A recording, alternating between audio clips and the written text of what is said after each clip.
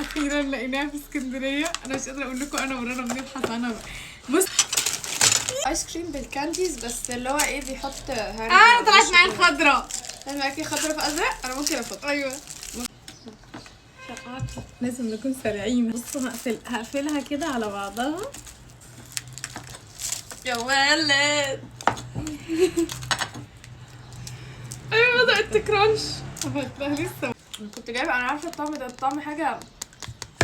يلا بسم الله.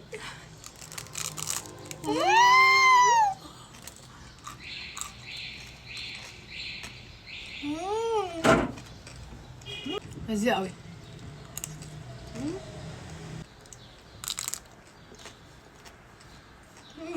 بتاعتك احلى.